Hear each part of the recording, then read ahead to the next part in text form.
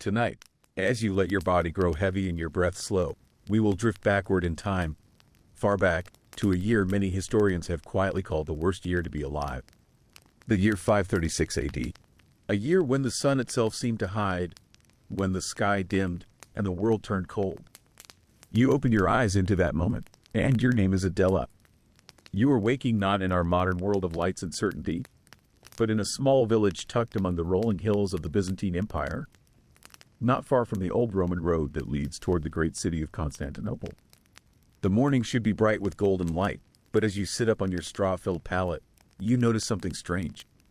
The window of your hut shows no clear sunrise, no brilliance spilling across the earth. Instead, the sky glows faintly with a pale, bluish dimness.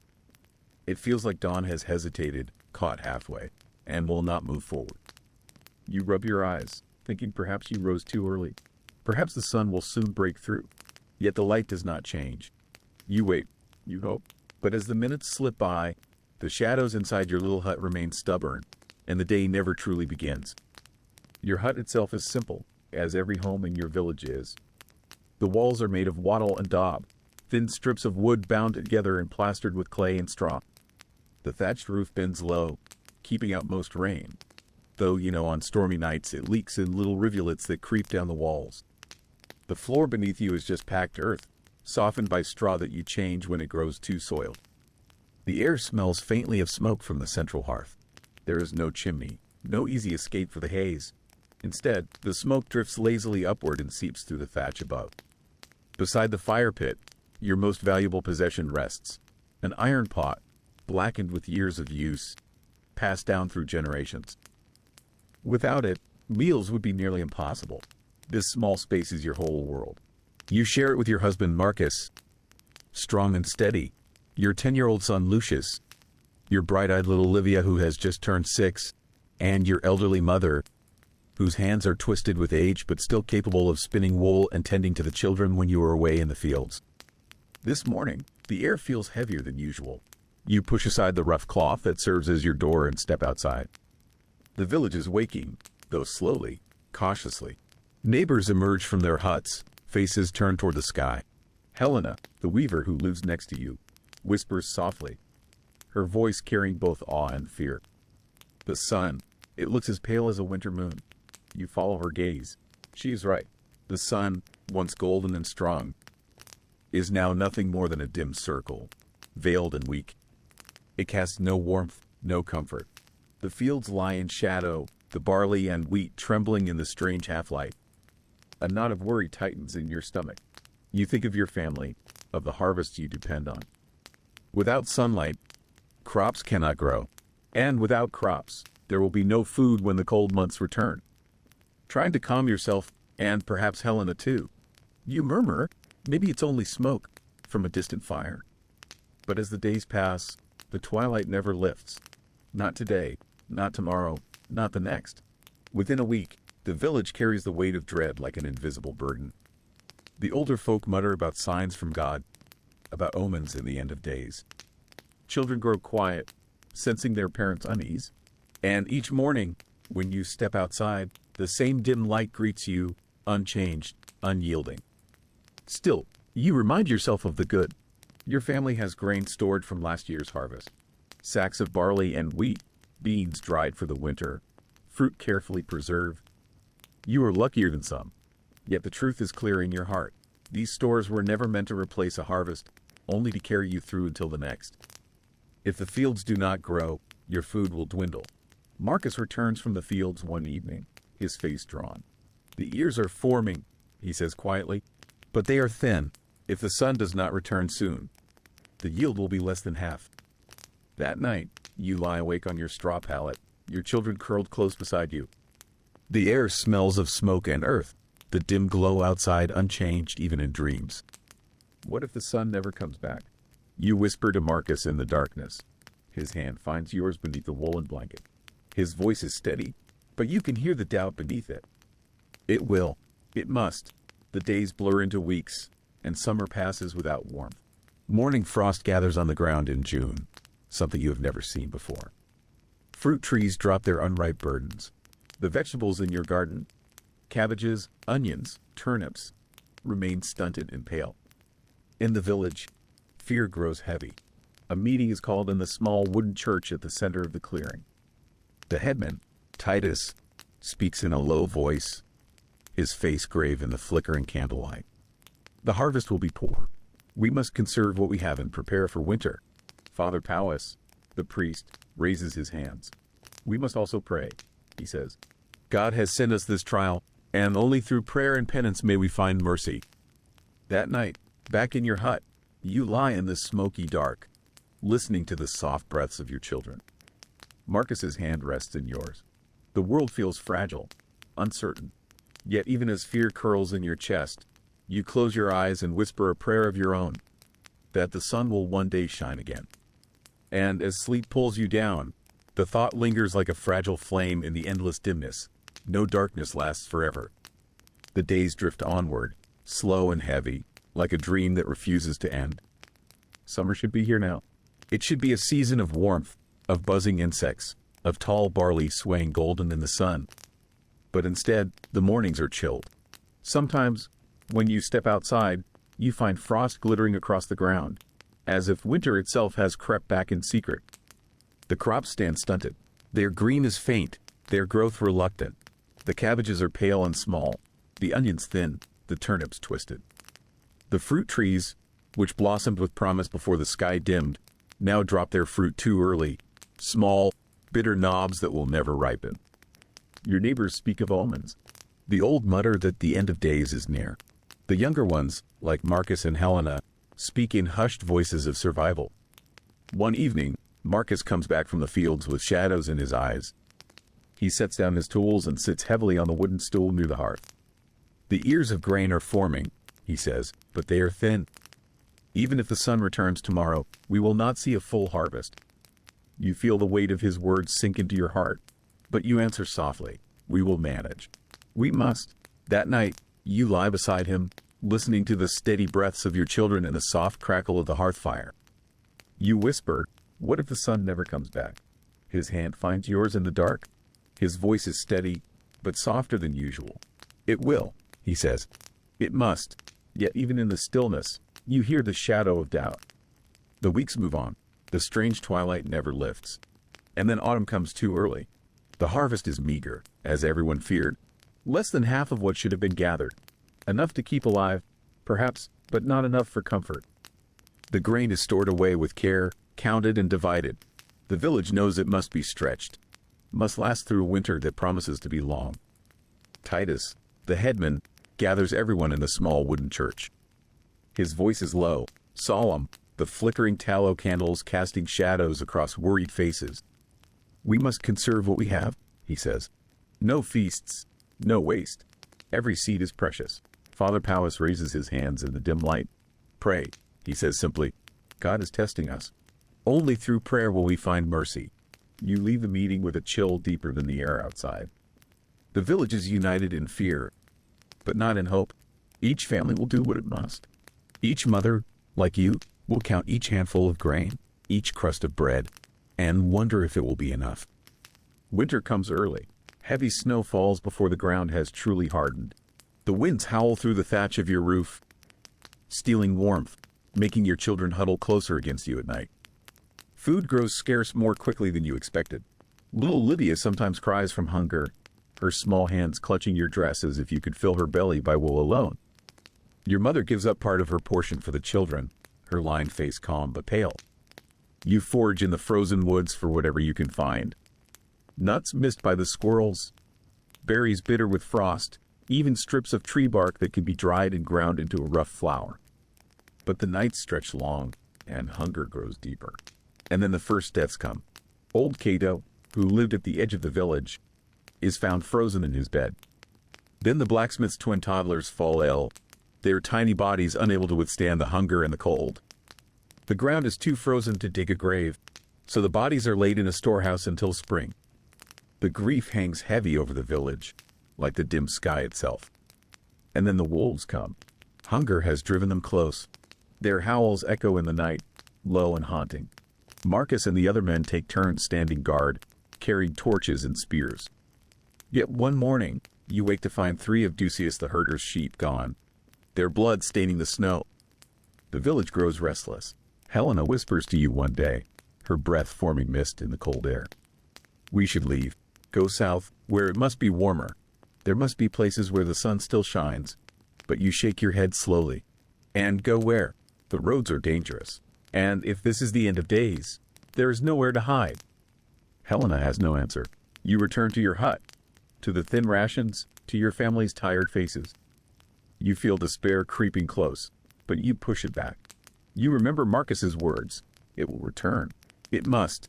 And as you drift into uneasy sleep, the sound of wolves carries through the night, blending with the wind. Spring should bring relief, but it does not. When the snows finally melt, the earth is still cold, the sky still dim. Seeds you plant with care struggle to sprout, their fragile green shoots weak against the chill. Each seed is precious, saved through hunger, guarded against temptation. Yet still, many fail to grow. Travelers bring whispers from far and wide. From Gaul to Persia, the story is the same. Dim skies, failed harvests, hungry people. Even in Constantinople, the great capital, Emperor Justinian has ordered special prayers in the Hagia Sophia. Some call it God's punishment for his pride, for his wars, for his wife Theodora's ambition. Others whisper of stranger things, mountains across the sea spewing smoke, fiery rocks falling in distant lands, snow falling in summer as far away as China. But whispers do not fill bellies. Your village's stores are nearly gone. Hunger sharpens faces, hollows cheeks. One day, a family from the next village is caught stealing from your grain. Titus, weary and grim, gives them a little food but sends them away. We cannot save everyone, he says softly. We can barely save ourselves. You look at your children. Lucius, trying to be brave though you've seen his secret tears. Livia, her cheeks hollow, her body too thin. Your mother, coughing, growing weaker.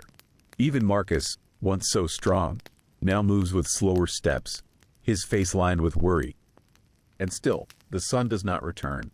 At night, Marcus holds you close, whispering words of courage. We are strong. Our people have endured wars, the fall of empires, the coming of the Huns. We will endure this. You press your head against his shoulder, drawing strength. And if we do not? He is silent a long time. Then he answers softly, then we will have lived with courage and kindness. And that is enough. The words linger with you as you drift into sleep. Outside, the sky remains dim, the air remains cold, and the earth remains unyielding. But inside, you cling to that fragile truth, courage, kindness, endurance. The winter has been long, and though the air softens as the snows melt, hunger lingers like a shadow. You rise each morning weaker than the day before. The village still hopes for the sun, though hope is a fragile thing now, worn thin as a thread. It is on such a morning that the stranger arrives. He comes stumbling along the frozen path from the east, his robe ragged, his beard frosted, his steps slow. His name, he says, is Brother Emilian, a monk from a distant monastery. His voice is hoarse, his body thin, but his eyes shine with a kind of calm strength. Titus welcomes him, though food is scarce. If he has walked through this darkness and lived, Titus says, perhaps he brings wisdom. The villagers gather in the small wooden church, their breaths clouding in the chill air. Brother Emilian speaks softly, yet each word carries. This is not the end, he says. It is a trial, yes, but even the darkest night gives way to dawn. Endure, pray, help one another, and the light will return. Some believe him. You want to believe him. Others whisper doubts. What if he is wrong? What if the sun is gone forever?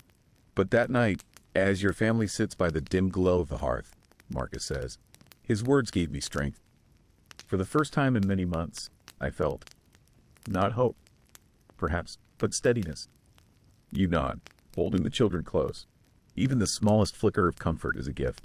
Days pass. Brother Emilian helps in the fields, though the earth remains unkind. He tends to the sick with herbs, prays with the grieving, and shares what little he has. Slowly, his presence weaves into the fabric of the village, a thread of quiet resilience. But suffering does not cease. Wolves still roam, hunger still gnaws. Your mother weakens more with each passing week. One evening, she takes your hand, her voice barely above a whisper. Do not waste your tears on me. Lie. Keep the children alive. That is enough. You press your forehead to hers, tears falling despite her words. When she passes, Marcus digs a grave in the thawing ground with his own hands. The soil is cold, wet, unyielding, but he works until it is done. You lay her to rest with quiet prayers, the sky above still dim. And when night comes, you dream of her voice, gentle and steady, saying again, live. Keep the children alive. It begins as whispers, a sickness spreading through distant lands, carried by travelers along the old Roman roads, by ships across the sea. Some call it the pestilence of Egypt. Some say it comes from the east. Few believe it will reach your quiet valley, but soon the whispers become truth. One evening, a peddler staggers into the village, his face pale, his body trembling with fever. Dark swellings rise beneath his arms and along his neck. Within 2 days, he is dead. Those who tended him fall ill soon after. The plague has come. Fear spreads faster than the sickness itself. Families bar their doors, hoping to keep the death outside. Yet it finds its way in, silent and merciless. Lucius asks you one night, his young voice trembling, "Will we die too, mother?" You hold him close, stroking his hair. "We will live, my son. We will endure." But in your heart, you are not certain. Marcus takes ill not long after. He grows weak, fevered, his once strong frame trembling with each breath. You sit by his side, cloth in hand, cooling his brow, whispering words of comfort. "Stay with us. Stay." Brother Emilian comes, kneeling beside him, praying softly. Whether in life or death, God holds him, he murmurs. His voice is calm, but his eyes betray sorrow. For days, Marcus drifts between fever and delirium. You barely sleep, watching him, willing him to stay. And then, slowly, the fever breaks. He does not rise strong, but he rises. Against the shadow of death, he has endured. Others are not so fortunate. Whole families are lost. The church bells toll often, their hollow sound echoing through the dim sky. Graves multiply on the hillside, a forest of wooden crosses standing against the gray. Yet somehow, your family remains. Frail, hungry, weary, but alive. And each night, you whisper the same words to your children as they drift to sleep. "We are here. We are together." And that is enough. Years have passed since the sun first dimmed. The children have grown. Lucius's shoulders are broader, his face more solemn. Livia, though still young, carries a strength beyond her years. Even Marcus, though marked by sickness, still stands tall. And then, one morning, you wake to something unfamiliar. The light streaming through the cracks in the door is brighter. Not the full brilliance of the sun you once knew, but more than twilight. You step outside, heart racing. The sky is still veiled, but there is color now, faint gold breaking through the gray. The villagers gather, faces uplifted, eyes wide with wonder. Helena laughs aloud, the sound startling in its brightness. Titus falls to his knees in prayer. Children run through the muddy streets, their laughter mingling with the crows overhead. Brother Emilian's voice carries softly over the crowd. The dawn is returning. Slowly, yes, but light cannot be banished forever. The harvest that year is not plentiful, but it is better. The earth seems to breathe again, the soil yielding more generously. Bread returns to your table, thin but real, and for the first time in many years, you go to bed with your belly not entirely empty. The wolves retreat to the deeper forests. The plague fades. Graves still mark the valley, reminders of what was lost, but among the living, a quiet joy takes root. And you, though aged by sorrow, feel strength rising once more. Each morning you step outside, watching the light slowly return, and whisper a prayer not just of survival, but of gratitude. Time flows onward. The dim years become memory, a story told to children who never knew the endless twilight. The scars remain, graves on the hillside, lines on your face, shadows in your heart, but life has endured. Lucius grows into a man, strong and steady. Livia's laughter returns, light and bright as spring rain.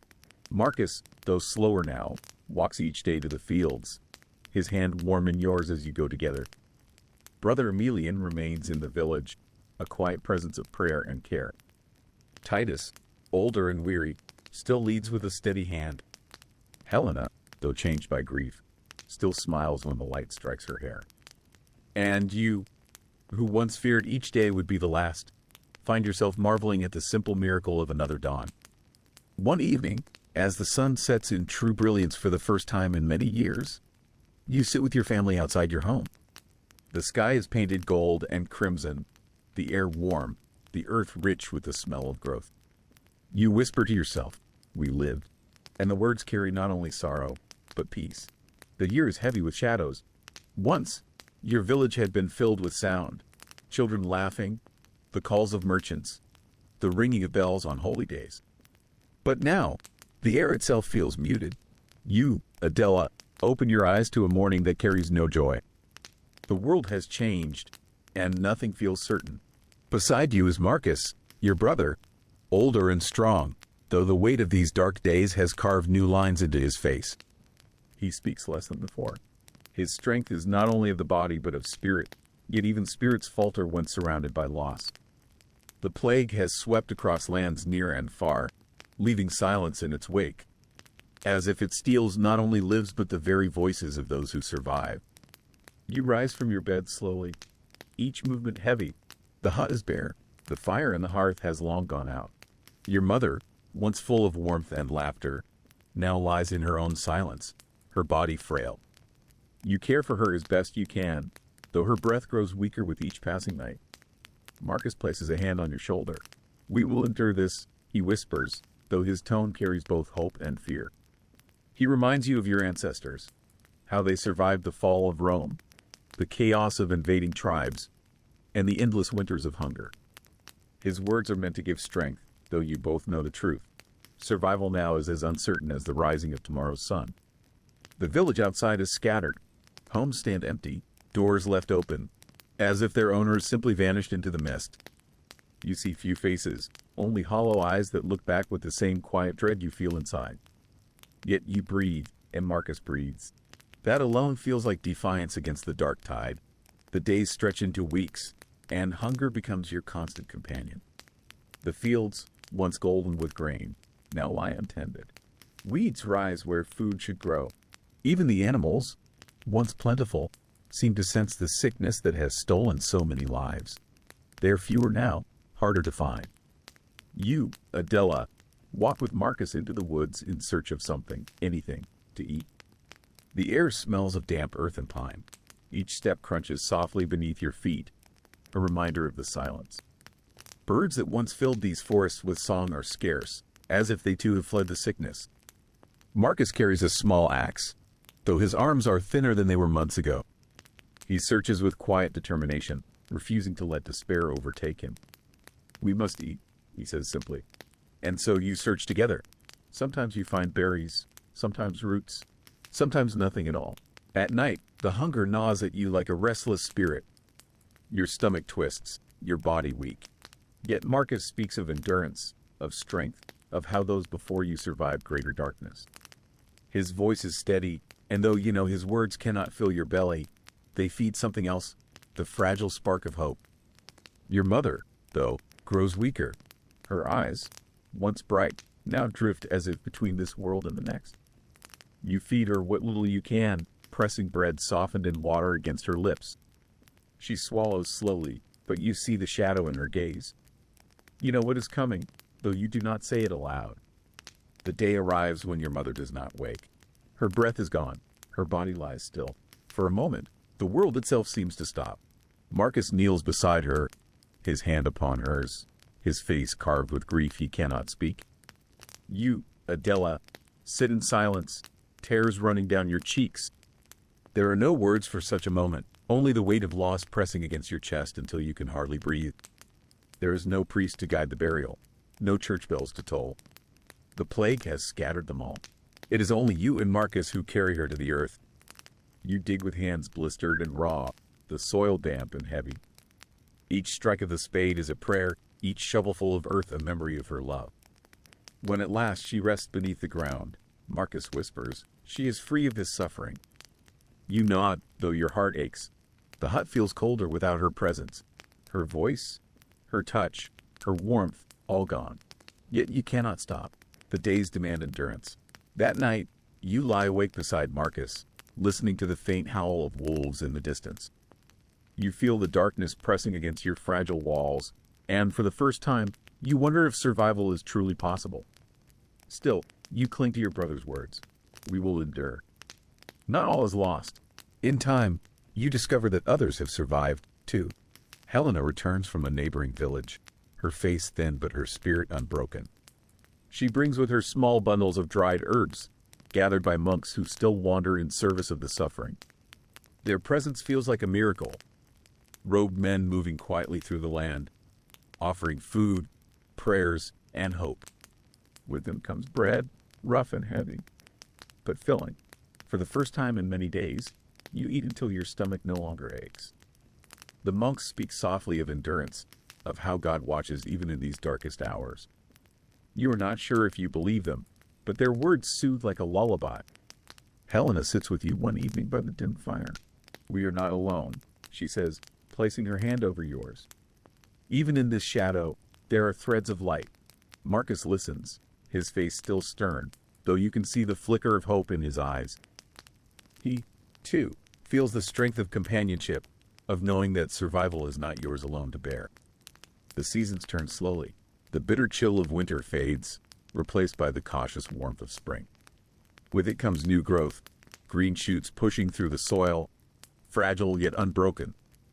You kneel in the dirt, planting seeds with hands still thin but steadier now. Each seed feels like a promise that tomorrow might yet come, that life will not always be shadow. Marcus grows stronger again, though the lines of hardship remain on his face. Lucius and Livia, neighbors once thought lost, return, their survival a quiet victory against the darkness. Together, you form something like a community again, small, fragile, but real. At night, beneath the rare clear sky, you sit outside with Marcus. The stars shimmer faintly, as if reminding you that even the heavens endure. We come from strong stock, he says softly, repeating words he has told you many times. Our ancestors faced fire, famine, and war. We, too, will endure. You lean against his shoulder, your eyes heavy. The fear is not gone, but it no longer rules you. The darkness is vast, but within it glimmers the faint promise of tomorrow. And with that thought, you let sleep take you, cradled in the quiet hope that life, though changed, will go on. The road stretching from your village into the wider world lies strangely quiet. Once, carts rattled over its stones, carrying grain, cloth, and news from far places. Now, weeds creep up between the cracks, and silence reigns. You, Adela, walk with Marcus and Helena along this forgotten path, searching for signs of trade, for life, for anything beyond hunger and fear. The ruins of once bustling markets appear as you move. Stalls stand abandoned, their roofs sagging with time and neglect. Coins, long worthless, lie scattered in the dirt, as though no one had the strength to bend down and gather them. A single shoe rests on the ground, its owner gone, its story unfinished. At times, you pass other wanderers, faces hollow, eyes wary. Some carry children, others stumble alone. There is little speech between you. Fear and sorrow weigh heavier than words. Yet in those silent exchanges of gaze, you sense the shared truth. None of you are truly alone in your struggle. When the road bends into a valley, Marcus halts. We will not walk forever, he says quietly. We must choose a place to stay, to rebuild, even if the world outside still falls apart. His words are firm, but you hear the longing hidden beneath them, the desire for stability, for a home where laughter might one day return. The monks return once more, their robes dusty from travel. They carry no riches, only bread, herbs, and whispered prayers. In their presence, the air feels lighter, though their faces are lined with the same exhaustion you see in everyone. One of them, Brother Anselm, speaks gently with Marcus. He speaks of faith, of the endurance of the soul, of how light is never truly extinguished even when all seems dark. You are not certain if his words belong to heaven or to the earth, but as he speaks, you feel calm. That night, under the dim glow of a single candle, Helena shares her belief that survival is not only of the body but of the spirit. If we let despair rule us, she whispers, we are already lost. You hold her words close, like a small flame in your heart. Faith does not erase the shadows, but it gives shape to them, makes them less overwhelming. It reminds you that though much has been taken, something within you remains unbroken. Spring deepens. The earth, though scarred by neglect, begins to offer small gifts. Green leaves unfurl on branches. Seeds planted weeks before push through the soil. You and Marcus spend long hours in the fields, hands dark with dirt, hearts heavy with hope. Slowly, others return. Families once thought vanished reappear, drawn back by the promise of life. Lucius and Livia come first, then two more households, each carrying their grief but also their determination. The village, though a shadow of what it was, begins to breathe again. Children's voices, faint and fragile, echo for the first time in many months. The sound is both strange and comforting. You watch them play with stones and sticks, their laughter rising like fragile birds into the air. For a moment, you forget the weight of hunger and sorrow. Marcus looks upon them with quiet pride. This is how it begins, he says. Not with grand armies or kings, but with children who laugh, with hands that sow seeds, with people who refuse to vanish. On a warm evening, you sit by the fire with Marcus, Helena, and the others. Stories are told, some of ancestors who endured, others of dreams for the future. The flames crackle softly, and the shadows dance against the walls. Helena speaks of her mother, of the bread she once baked every morning, of the smell of herbs that filled her kitchen. Lucius recalls the festivals where music filled the air, where torches lit the streets with joy. Each memory feels distant, yet they remind you of what has been, and what may return. You, Adela, close your eyes and let yourself imagine a world healed. Markets filled again, bells ringing in the church tower, children running freely without fear. You imagine fields golden with wheat, skies filled with birds, and nights where stars shine clear above a land at peace. Dreams may not feed the body, but they nourish the heart. And in this time, that is as essential as bread. The sun rises slowly over the hills, bathing the land in pale light.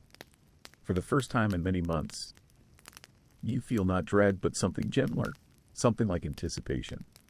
The fields are alive with new growth. The small community works together, sowing, building, sharing. It is not easy. Hunger still bites, and sorrow still lingers. Yet there is rhythm now, the steady pulse of survival turning into the promise of renewal. Marcus stands with you at the edge of the field. His hand rests upon your shoulder. Look, he says, pointing to the shoots of green swaying in the breeze. This is tomorrow. Fragile, yes, but real. You nod, your heart lighter than before. The plague has not vanished. The world is not healed, but life, against all odds, continues. As night falls, you lie beneath the stars once more. They shine faintly, distant yet enduring, just as you endure. Sleep comes slowly, carrying you into dreams where tomorrow is brighter than today. And for the first time, you believe it may truly be so. Beyond the edge of the village, the forest stretches wide and silent. Once, hunters and woodcutters walked here daily, their voices ringing through the trees. Now, the forest feels like a place apart, untouched, holding secrets the world has forgotten. You, Adela, step into the shaded paths with Marcus and Lucius, searching for wood, berries, and anything that might sustain life. The air smells of pine and damp earth. Birds call faintly, though even they seem fewer than before. As you walk, you feel both fear and comfort. Fear, for the woods seem almost sacred, a realm where the plague never entered, and yet where danger may still linger. Comfort, for the forest stands unchanged, a reminder that nature endures even when human life falters. That night, as you return with your arms full of firewood, Helena smiles. The forest still gives, she says softly. Her words settle in you like a lullaby, gentle proof that the earth has not abandoned you. The church stands at the heart of the village, its doors closed, its bells long silent. Once, it was filled with voices, prayers rising, songs echoing beneath the stone arches. Now, dust gathers on the pews, and silence fills the air. You and Marcus push the heavy doors open. Inside, shafts of sunlight cut through the windows, painting the floor with pale light. The altar stands untouched, though the candles have long burned out. For a moment, you bow your head, unsure of what to pray for. Life, food, strength, perhaps all of these, or perhaps simply peace. Marcus kneels beside you, his broad frame trembling slightly as though the weight of the world rests on his shoulders. Though no priest speaks, no choir sings, you feel something here, an echo of faith, a memory of community. The silence itself becomes a kind of prayer, a reminder that even emptiness can hold meaning. As more survivors drift back into the village, bonds slowly weave between households. A widow with 2 children offers her skill in sewing. A young man once thought lost returns, bringing tools from his father's workshop. Each person, though scarred by grief, adds a thread to the fragile fabric of community. One evening, you all share a simple meal outdoors. The food is meager, bread stretched thin, herbs boiled in water, but the company feels rich. Laughter rises timidly at first, then more freely. For the first time in a long while, the sound of joy echoes against the walls of ruined houses. Marcus raises a cup of water as though it were fine wine. "To survival," he says. And though the cup holds nothing more than river water, you all lift yours in unison. In that moment, you feel not alone, but part of something greater, something worth protecting. The seasons shift once more. You and Helena kneel in the fields, pressing seeds into the soil. Your hands ache, but your heart feels steadier. The earth resists at first, hard, dry, unyielding. Yet with time and care, small shoots appear, trembling in the breeze. Father Powis, older now and slower in his step, teaches the children about the cycles of planting. His voice carries wisdom born of years. The earth rests, he explains gently, and then it returns. So too do we. The children listen with wide eyes, their small fingers tracing shapes in the dirt. To them, the world before the plague is already a half-forgotten tale. But to you, every seed planted feels like a promise that life will not only endure but one day flourish again. Summer arrives, bringing warmth that softens both land and heart. The villagers decide, hesitantly at first, to hold a small festival. Not the grand feasts of old, with music and dancing late into the night, but a simple gathering to honor life's return. Garlands of wildflowers are hung on the doorways. Children weave crowns of grass. Helena bakes the little flower she has into loaves, and Lucius finds an old lute, its strings rough but still able to sing. As evening falls, you sit beneath the fading sky. Music drifts into the air, clumsy yet heartfelt. Voices join together, rising not in sorrow but in fragile joy. Marcus takes your hand, his eyes reflecting the firelight. "This," he whispers, "is how we heal."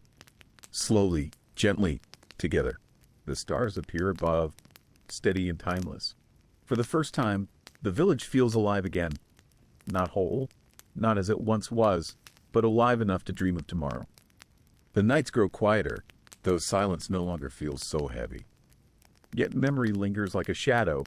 You, Adela, often dream of faces long gone, the neighbors who vanished, the streets once filled with voices. Sometimes you awaken with tears on your cheeks, unsure if you wept in sleep or waking. Marcus, too, carries memories, though he rarely speaks of them. At times, you find him sitting outside before dawn, staring toward the horizon where the sun has yet to rise. His shoulders seem carved from stone, but when he looks at you, his eyes soften. "We remember because we must," he says gently, "but memory need not chain us. It can guide us forward." In those words, you hear not only sorrow, but also resolve. The past may weigh upon you, but it also shapes the path to survival. The river has always been near, flowing steadily, indifferent to human grief. One morning, Lucius and a few others build small nets and baskets, venturing to its banks. Hours later, they return with shining fish, enough to feed the households for days. That evening, the village gathers to share the catch. Fire crackles, and the scent of roasted fish fills the air. For a moment, it almost feels like the festivals of old. Helena tells stories to the children, tales of kings and knights, of oceans wider than they can imagine. Her voice rises and falls like the river itself, carrying them into dreams of worlds far beyond the plague-scarred land they know. As you watch the children's eyes widen with wonder, You realize that the river has given more than food. It has given a reminder of abundance, of hope flowing endlessly, just as water never ceases its journey. Winter comes harsher than before. Snow piles high against the houses, and winds bite through every gap. Food grows scarce once more, and nights stretch long and cold. Yet this time, the people are not as helpless. Together, you ration what remains. Marcus and Lucius strengthen the walls against the storm. Helena gathers herbs, brewing teas to keep coughs at bay. The villagers check on one another, ensuring no house is left in silence. One night, as the storm howls outside, you sit with the children near the fire. They ask you questions. What was the world like before the sickness? Did the bells once ring every day? Did people laugh more freely? You answer softly, choosing your words like threads, weaving for them a tapestry of memory and promise. Though the world outside seems frozen, within your circle of firelight, warmth grows, not only from the flames, but from shared endurance. When spring finally arrives, it feels like a rebirth. Snow melts, streams rush, and green begins to return. Yet the most striking change comes not from the earth, but from the heart. Lucius repairs the old lute he once found, restringing it with careful hands. When he plays, the notes are uneven at first, but soon they form a melody, soft, trembling, beautiful in its imperfection. The sound drifts through the village, carrying on the wind. People pause in their work, listening. Some hum along. A child begins to clap, offbeat but joyous. That evening, music fills the square. Old songs rise, tentative but growing stronger with each voice that joins. For the first time in years, the village sings together, not in mourning, but in celebration of survival. As you close your eyes, the music carries you like a lullaby, reminding you that even in the darkest times, the human spirit seeks song. The earth softens once more, ready to accept new seeds. This time, planting feels different. It is not merely survival, it is the shaping of tomorrow. Children help, their laughter mingling with the rustle of the wind. Helena teaches them how to press seeds gently into the soil, as though tucking them into bed, she says with a smile. Marcus works beside you, his hands rough but steady. We are not only survivors now, he murmurs. We are builders. As rows of green begin to sprout, you sense a shift. The village is no longer only clinging to life, it is daring to dream of a future. Houses are repaired, laughter returns, and though scars remain, they are softened by the steady growth of new beginnings. That night, as stars glitter above, you feel peace settling over you. The world is not as it was, nor will it ever be. But it is enough. Life continues, quietly, stubbornly, beautifully. The village once had a marketplace, filled with shouts of merchants and the laughter of children. Now, the square is nearly empty, its stalls broken, its stones cracked with weeds. Yet slowly, life begins to return. One morning, a traveler arrives, thin, weary, but alive. He carries cloth, herbs, and a few tools, hoping to trade. Others follow in the weeks after, strangers drawn by whispers that a settlement still breathes here. The marketplace stirs again, though humbly. A woman offers dried apples for a length of thread. A farmer lays down eggs in exchange for a loaf of bread. The square fills not with noise, but with the gentle murmur of trade, of connection. As you walk through, you feel the pulse of something once thought lost. The rhythm of community, of people bound not by grief alone, but by the simple act of living together. The traveler, whose name is Armand, speaks of distant lands. He tells of towns where bells ring once more, though fewer voices answer. He speaks of cities scarred, but stirring with life again. At night, the villagers gather to listen, their faces lit by firelight. For some, his tales bring sorrow, for they remember what has been lost. For others, they spark hope, for if others endure, so too can they. Armand's stories carry you beyond the walls of your village, beyond the forest and river, into a wider world that still struggles, still survives. When he leaves, he promises to return, and you know that the threads of connection are slowly weaving once more between broken places. The earth softens once more, ready to accept new seeds. This time, planting feels different. It is not merely survival, it is the shaping of tomorrow. Children help, their laughter mingling with the rustle of the wind. Helena teaches them how to press seeds gently into the soil, as though tucking them into bed, she says with a smile. Marcus works beside you, his hands rough but steady. We are not only survivors now, he murmurs. We are builders. As rows of green begin to sprout, you sense a shift. The village is no longer only clinging to life, it is daring to dream of a future. Houses are repaired, laughter returns, and though scars remain, they are softened by the steady growth of new beginnings. That night, as stars glitter above, years of grief leave scars, but scars can heal. One evening, as the sun sets golden over the fields, a small wedding takes place. Two survivors, once strangers, now bound by shared hardship, stand hand in hand. The ceremony is simple, a crown of wildflowers, a shared loaf of bread, a promise spoken softly before the gathered village. Yet to all who witness, it feels like a triumph, a sign that love has not been extinguished. Tears are shed, but they are not only of sorrow. They are of renewal, of life daring to begin again. You hold Marcus's hand, feeling the warmth of his calloused palm.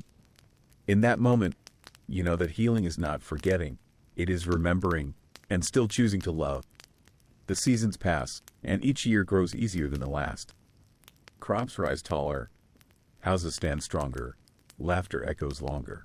Though the scars of the plague remain, empty homes, silent graves, the balance begins to shift. The village no longer clings only to survival. It begins to grow. Travelers come more often, bringing news, trade, and stories. Children born after the plague now run freely, knowing hardship only through the stories told by elders. One night, as you sit beneath the stars with Marcus, Helena, and Lucius, you realize that the darkness has not vanished, but it has been endured, reshaped, and slowly overcome. The tide turns, Marcus whispers, we've weathered the storm, and in the quiet night, with the wind soft against your face, you believe him. The world, scarred but alive, moves forward. And so do you. As the village grows stronger, talk begins of the world beyond. Some wonder what lies past the forests and rivers, beyond the hills where no one has dared travel since the sickness spread. One day, a small group sets out, Lucius among them. You watch as they vanish into the trees, carrying little more than bread, water, and hope. The village waits, days turning into weeks, unsure if they will return. Then, one misty morning, you hear shouts at the edge of the settlement. They are back, thin, tired, but alive.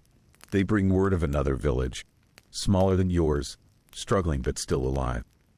The world is not empty. That night, the fire burns brighter. For the first time, you know that you are not alone in this survival. Faith had long been silent. Churches once filled with voices now stood hollow, their bells rusted, their candles gone. Yet slowly, the villagers begin to gather again.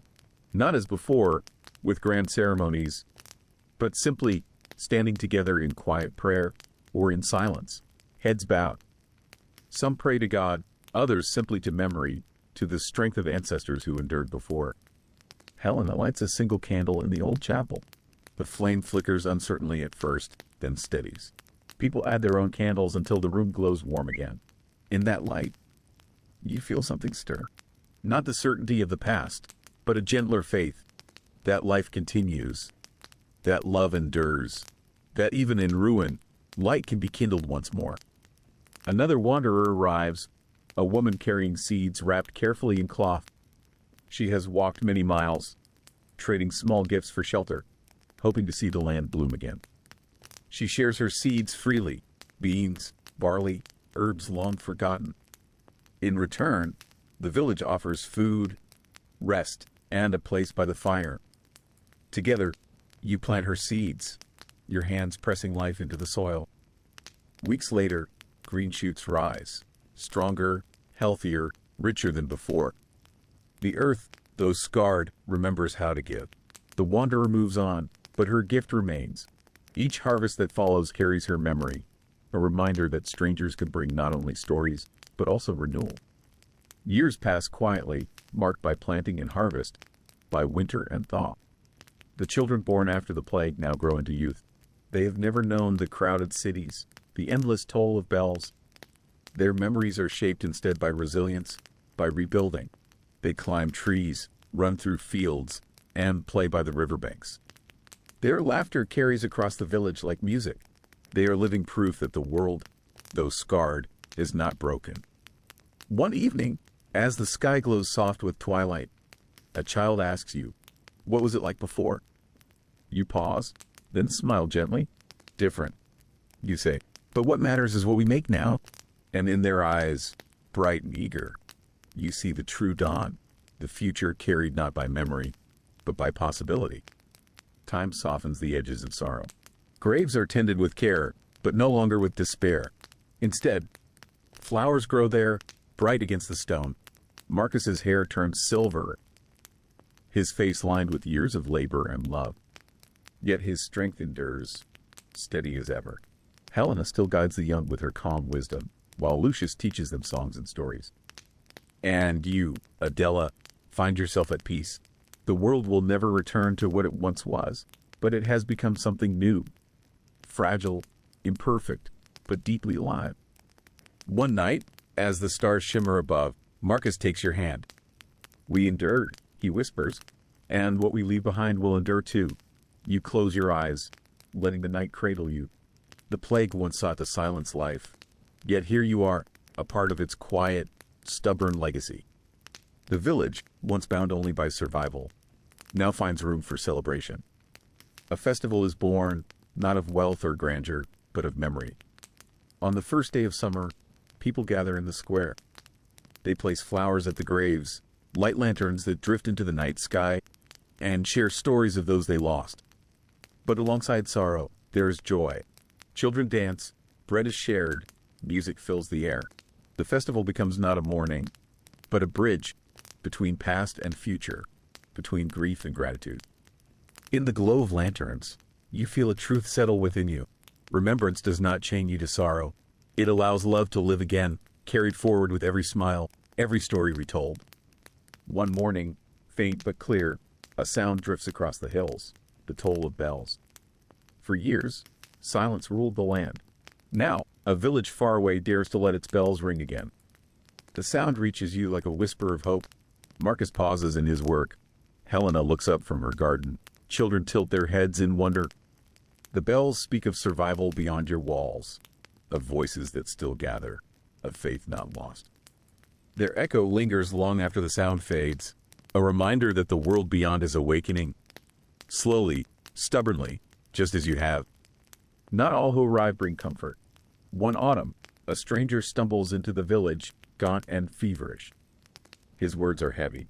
The sickness, it lingers still. Fear grips the hearts of the villagers. For nights, no one sleeps soundly, remembering too well the darkness that once swept the land. But Helen attends to the man carefully, isolating him, nursing him with steady patience. In time, he recovers, not from plague, but from hunger and exhaustion. Relief washes over the village, though the warning remains clear. The world is not yet safe, and vigilance must endure. Even in healing, caution is a form of survival. With more children filling the village, teaching moves from Helena's small circle in the dirt to something greater. An old stone building, once abandoned, is repaired, its walls cleaned, its roof mended. Inside, benches are built, a table set at the front, and shelves for whatever books can be found. It becomes the first schoolhouse, modest yet alive with laughter and learning. Children gather daily, learning letters, numbers, songs, and history. Their voices echo against the stone, a sound far brighter than the silence that once haunted the place. For you, watching them, it feels like a promise. That knowledge, once threatened, will not fade, but grow stronger with each generation. Years move like a gentle river. The village no longer feels fragile, but rooted. Its fields wide, its homes secure, its people bound by kinship and shared resilience. Travelers come more often now, bringing news of cities rebuilding, of lands scarred yet stirring. Roads are traveled again, bridges repaired, trade flowing cautiously once more. One evening, standing on a hill, you look down at the village. Fields golden with grain, smoke curling from chimneys, laughter drifting into the dusk. The road forward will never be easy, but it is no longer shrouded in despair. It stretches open, steady, waiting to be walked. And with Marcus at your side, and the next generation at your back, you step forward, carrying the light of survival into the wide, awakening world. As the seasons pass, the elders begin to realize that memory alone cannot hold all that has been lived. So, they gather at night, by firelight, to weave stories into words, and words into record. Scraps of parchment, bits of ink, and careful handwriting turn into chronicles. Helena writes with a steady hand, Marcus dictates tales of survival, and Lucius sings songs that are written down for the first time. Children sit close, listening, learning. What once lived only in whispers now becomes lasting memory. And so, history begins again, not as it was before, with kings and cities, but with villages, families, and the quiet endurance of ordinary lives. Helena's work with herbs grows into something greater. What began as a few plants behind her hut becomes a vast garden of healing. Rows of lavender, sage, mint, and rare roots rise from the soil, tended with devotion. She teaches the younger ones which leaves ease fever, which roots cure cough, which flowers bring sleep. The knowledge once nearly lost begins to spread again, stronger than before. When illness comes, it no longer feels like doom. With care, rest, and Helena's herbs, people recover. The garden becomes not only a place of medicine, but of peace, a reminder that the earth, too, heals when nurtured. Word comes that roads, long abandoned and broken, are being rebuilt. Travelers report bridges mended with timber, old paths cleared of weeds, rivers crossed again. With roads come trade, grain exchanged for tools, wool for salt, seeds for books. Slowly, the world knits itself back together, village to village, settlement to town. Your own village begins to send small caravans. A sense of connection returns, fragile yet thrilling. The silence that once isolated you now gives way to voices, footsteps, and the rhythm of life stretching outward once again. One winter, after a bountiful harvest, the village decides to hold a feast unlike any before. Tables are set in the square, piled with bread, roasted meat, fruit, and cheese. Lanterns glow in the cold night air. Music fills the air. Lucius plays, children dance, and Marcus, though older now, laughs heartily, his strength undimmed in spirit. For hours, sorrow feels far away. The feast is not merely of food, but of gratitude, for survival, for community, for the gift of life itself. That night, as snow begins to fall softly, you look around at faces shining with warmth, and, this is what it means to be alive after darkness. The years have shaped the village into something more than survival. It is no longer a fragile gathering, but a thriving home. Fields stretch wide, roads connect, trade flows, children grow, and laughter has returned. The plague that once threatened to erase the world now feels like a shadow fading behind you. Its scars remain, but they no longer define you. One evening, standing with Marcus by the fire, you reflect on the journey. From despair to renewal, from silence to song, from fear to hope, each step has carried you forward. The tide has turned. What was once survival has become life. And life, with all its fragility, has proven stronger than death. For years, Lucius's voice and lute were the village's only song. But one spring, travelers arrived carrying instruments of their own. Flutes, drums, and even a battered harp. The sound transforms the air. Where once silence ruled, now music rises in layers. The flute's high sweetness, the drum's steady beat, the harp's gentle flow.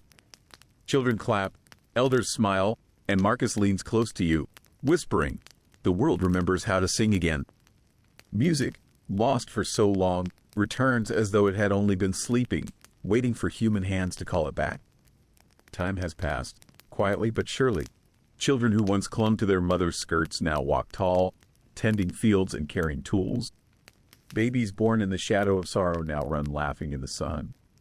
The old and the young sit together one evening, sharing stories. Elders speak of plague years, of hunger and loss. The young listen, wide-eyed, but not fearful, for to them, the plague is history, not present. In that circle, two worlds meet, one shaped by survival, the other by renewal. It is in their joining that the future begins to form, balanced between memory and hope. The seasons moved gently after Marcus's passing, as though time itself slowed out of respect for the man who had carried so much upon his shoulders. In the days that followed, the village carried on with its work, the tending of fields, the repairing of cottages, the gathering of herbs. But there was always a pause, a quiet space where his absence was felt. At first, it was in the simplest of things, a tool left by the field's edge, weathered and rusting, that once fit so naturally into his hand. The echo of his voice when someone laughed too loudly, as if the hills themselves remembered the sound. Adela would sometimes wake in the night and half turn, expecting him to be beside her, only to be met with the emptiness of a quiet bed. Yet in that silence, she often whispered his name, as though saying it aloud could keep the bond alive. Winter came heavy that year, snow falling thick across the valley. It was during that season that the village decided something must be done to honor Marcus, not with stone or carving, for they had little to spare, but with memory. They gathered one evening in the long communal hall, its beams creaking as the wind pressed against the walls. The hearth fire glowed red, shadows dancing across faces both young and old. Helena, her hair a crown of silver now, stood slowly. Age bent her back, yet her eyes still carried that sharp wisdom of a healer. She looked across the hall, her gaze resting on the children seated in a wide circle, their cheeks flushed from the fire's warmth. "Do you know why we still eat bread when snow covers the fields?" she asked them. Her voice was soft but steady, carrying in the hush. A few of the children shook their heads, while others leaned closer, eager for her answer. "It is because Marcus taught us to prepare, to never leave the granaries half filled, to gather and save, even when our bodies were tired and our hearts weary. Without his insistence, many of us would not be here tonight. The bread you taste carries his wisdom." The children exchanged wide-eyed looks, as though the bread in their hands had suddenly turned sacred. A murmur spread, and then silence settled again, heavy with reverence. That evening marked the beginning of something new, a tradition that would carry on for years to come. From then on, every gathering in the hall would end with one story of Marcus. At times the stories were grand, his strength, how he lifted beams too heavy for two men to carry. Other nights they were tender, how he shared his last cup of broth with a starving child. Some stories were full of laughter, how he once tripped in the mud and rose with such a sheepish grin that even the sternest elder could not help but laugh. Adela often stayed quiet in those circles, her hands folded in her lap, her face turned toward the fire. But sometimes, when her silence was met with gentle urging, she would share her own memories. Her voice always softened when she spoke of him. "He would sit beside me," she recalled one night, her words drifting like embers in the quiet when the world outside was nothing but shadow and fear. He would not speak of miracles or promise what he could not give. He would simply say, "We will endure." And I believed him, not because of the words, but because he carried the truth in his eyes. Her voice faltered, yet the children leaned closer, their breath caught in the moment. They were not just hearing about Marcus. They were learning how to carry themselves in the face of hardship. Over time, Marcus's memory grew into something larger than grief. It became a thread woven into every season, every harvest, every shared meal. His name was no longer spoken with sorrow but with gratitude, with reverence, and with the quiet pride of survival. The children of the village grew up knowing him as more than a man. To them, Marcus was a story told by the firelight, a steady figure who lived on in every grain stored in the granaries, every loaf of bread pulled from the oven, every laugh that broke through the silence of hardship. And so, though his body had returned to the earth, Marcus lived still, in the memory of those who loved him, and in the strength of those who came after. The village had lost a man, but in return, it had gained a legend. Time, relentless and gentle, moved on. The snow that once covered the fields melted into spring streams, and with it came both renewal and quiet reminders of what had been lost. Helena, the village healer, felt the years pressing heavily upon her. Her once nimble hands now trembled when she lifted herbs from her pouch, and her legs carried her with the slow patience of age. Yet her mind remained sharp, filled with knowledge gathered through decades of tending the sick and comforting the dying. The people of the village leaned on her wisdom as much as they had in the days of famine and plague.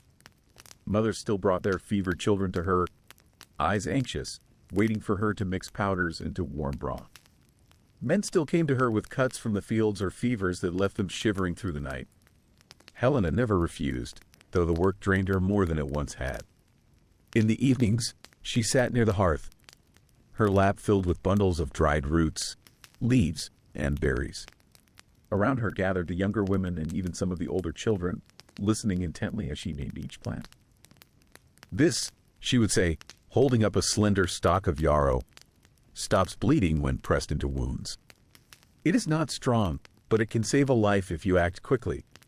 She would place the herb into their hands, guiding them with care. "And this," she continued, pointing to a small vial of cloudy liquid, "should never be used unless the pain is too great to bear. It will ease suffering but may draw the final breath closer. Use it with wisdom, not fear." The listeners leaned forward, their faces glowing in the firelight, absorbing every word. Helena's voice was steady, but beneath it lay an unspoken urgency. She knew her time was drawing near. Her body told her so in the heaviness of her breath, in the ache of her bones each morning, and in the way the days seemed to slip faster and faster through her fingers. One afternoon, Adela came to visit. By then, her hair was streaked with silver, and the fine lines on her face spoke of many sorrows endured. She found Helena seated beneath the great oak near the stream, sorting through a basket of herbs. "You should be resting," Adela said gently, lowering herself onto the grass beside her. Helena smiled, her lips curving with the calm acceptance of one who had seen much of life. "Rest will come soon enough, but there is still work to do." She handed Adela a bundle of dried sage. "Do you remember the winter Marcus fell ill? This was the herb I burned to clear the air. We thought the plague might steal him too. But he endured. It is not the sage alone that saved him. It was his strength, his will. Still, the herb gave comfort. That matters." Adela held the bundle close, her throat tightening. She saw the weariness in Helena's eyes, yet also a light that had not dimmed. "You have given so much to this village," she whispered. Helena shook her head. "I gave what was mine to give.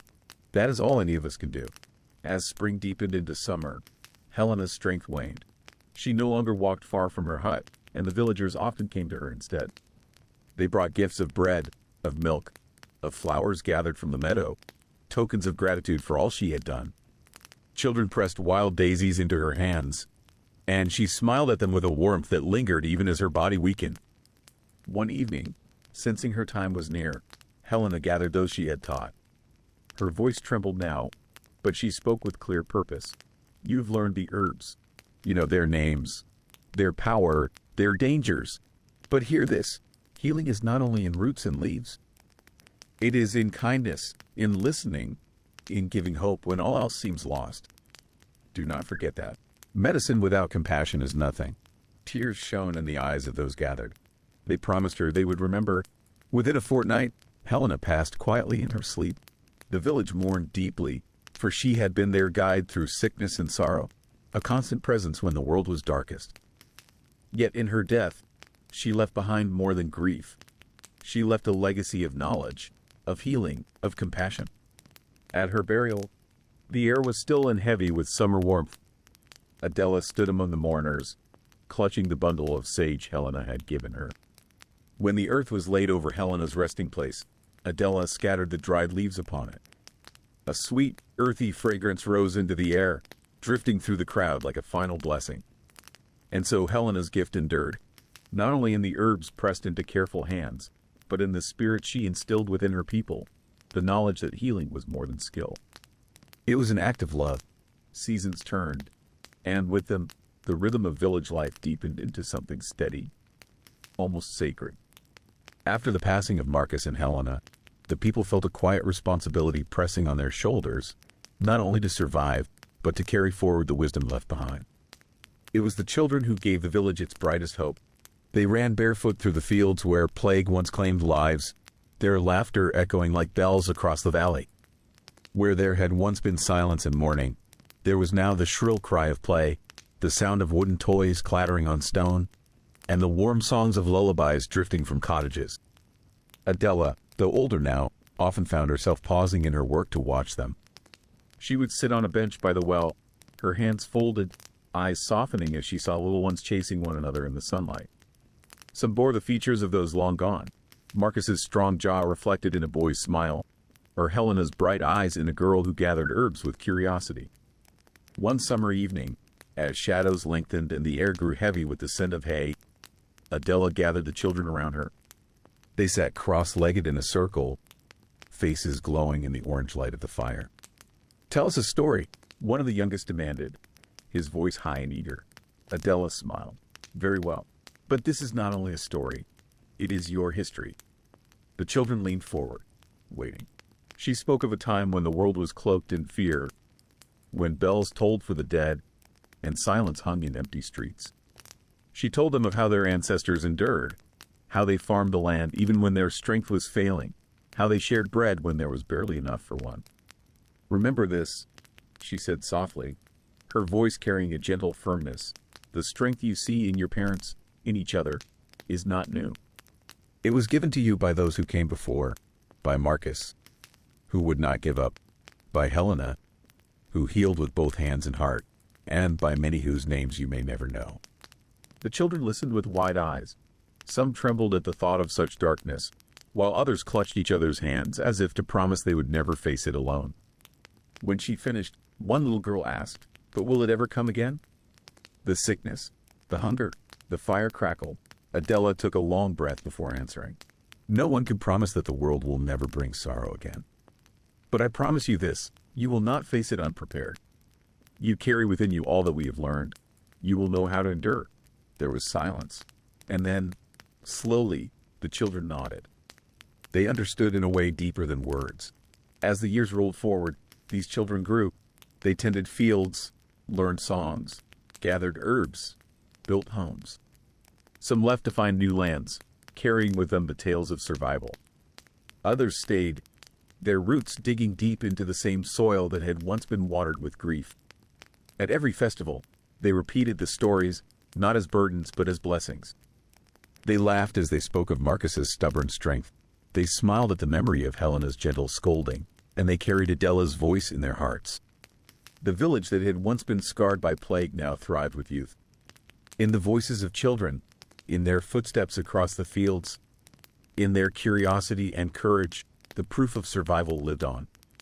For the greatest gift of any generation is not simply to endure, but to teach the next how to do the same. The world beyond the village did not remain still. While the valley carried its rhythm of sowing and harvest, of births and burials, whispers of change began to drift in with travelers.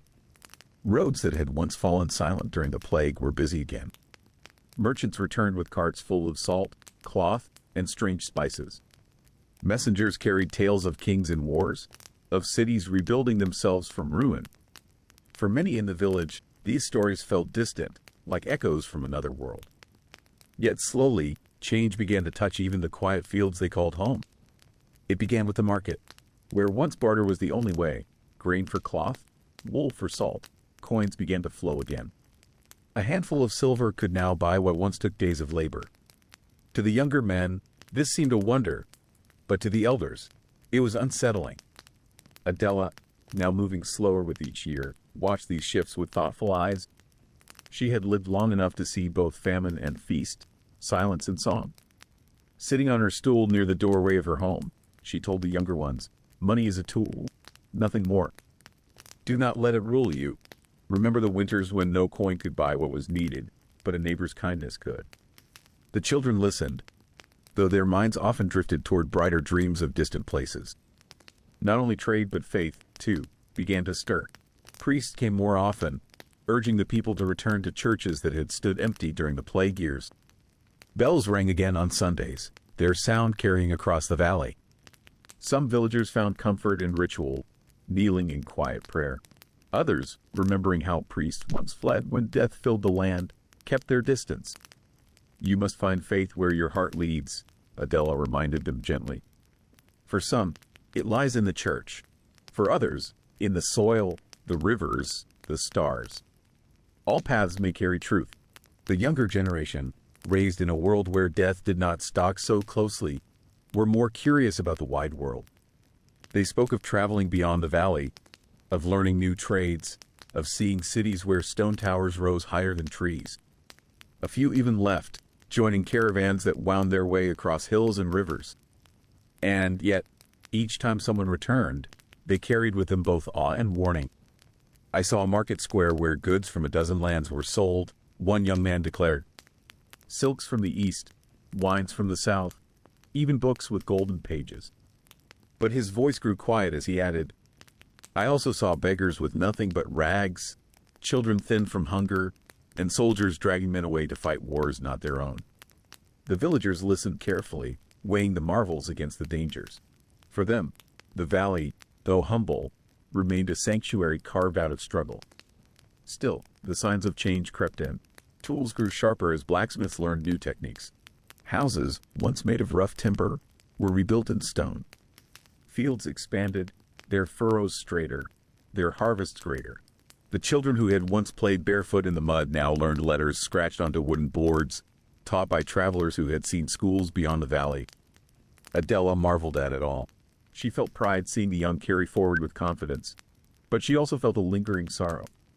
The world she had known, the silence of plague years, the closeness of neighbors who depended wholly on one another, was fading into memory.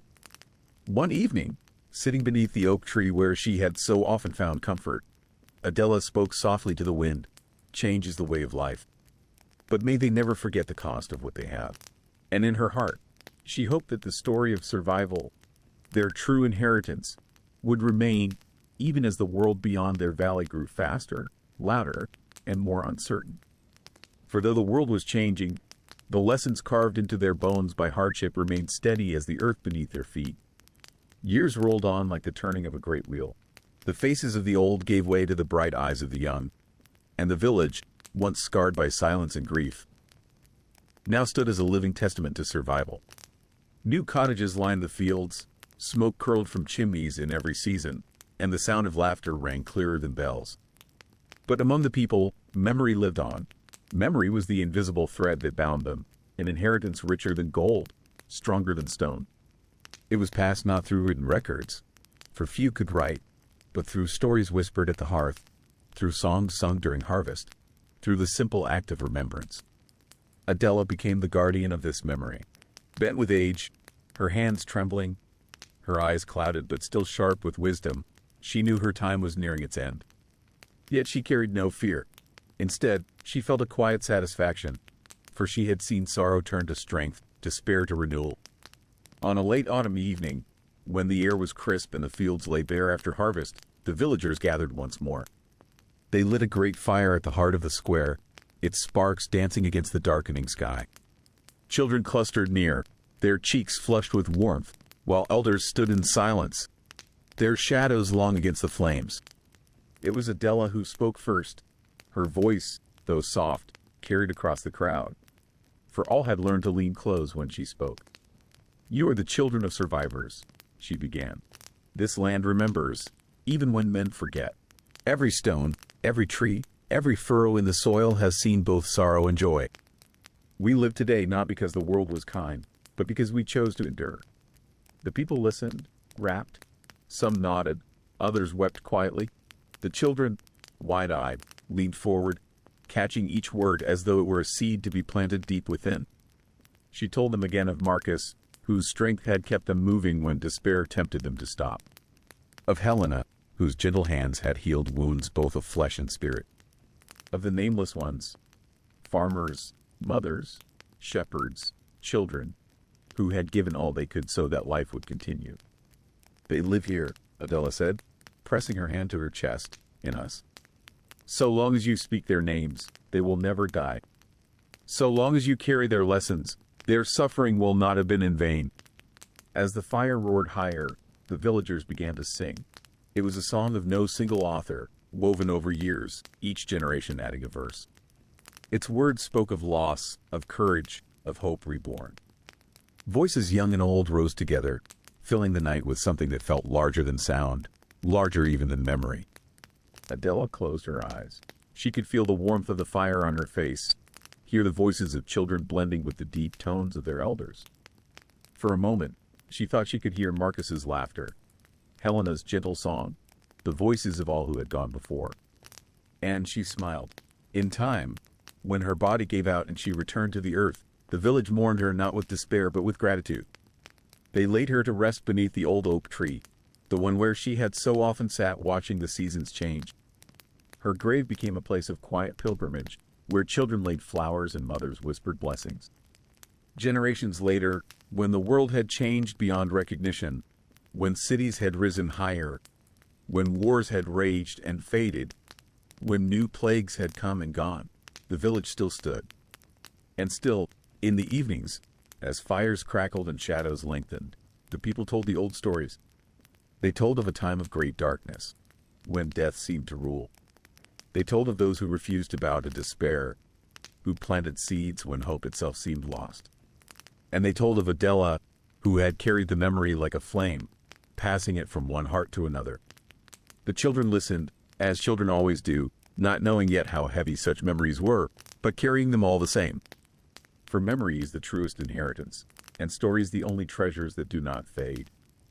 And so the legacy lived, not in monuments of stone, nor in crowns or coins, but in the quiet strength of ordinary people who remembered, endured, and taught their children to do the same.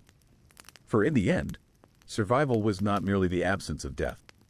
It was the promise of memory, living on, generation after generation, like a flame that never goes out.